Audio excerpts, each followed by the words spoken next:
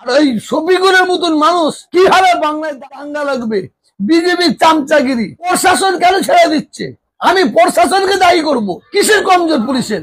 আপনি দেখেছেন ওই আরামবাগের একজন রিপোর্টার সোশ্যাল মিডিয়া, সে কিছু না জানিয়ে কিছু না জেনে কিরকম একটা বিবৃতি দিয়েছে। তার বিবৃতি তো চারিদিকে দাঙ্গা লেগে যেতে পারতো। পুলিশ এই ধরনের মানুষগুলোকে অ্যারেস্ট করছে না কেন?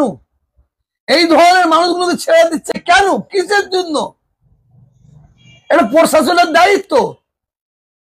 প্রশাসনের দায়িত্ব। একটা কাকদ্বীপে ঠাকুরের মুন্ডু কেটে নিয়ে চলে গেছে, সে মুসলমান হোক আর সে হিন্দুই হোক। সোশ্যাল মিডিয়ার কাজ হচ্ছে তো যেখানে আগুন ধরবে সেখানে পানি ঢালা, সেখানে জল ঢেলে দেওয়া। আর ওই শফিকুরের মতন মানুষ সে কথাই প্রতিদিনই ধরতে গেলে প্রতিদিনই কিভাবে বাংলায় দাঙ্গা লাগবে? বিজেপির চামচাগিরি করছে, ওই আরএসএস চামচাগিরি করছে। প্রশাসন কেন ছেড়ে দিচ্ছে? আমি প্রশাসনকে দায়ী করব। আমি তোহা সিদ্দিকী, আমার দ্বারাই যদি হিন্দু মুসলমানের দাঙ্গা লাগে তা আমাকে পুলিশ অ্যারেস্ট করবে না কেন? কেন করবে না? কিসের কমজোর পুলিশের? কিসের কমজোর এটা জানতে হবে।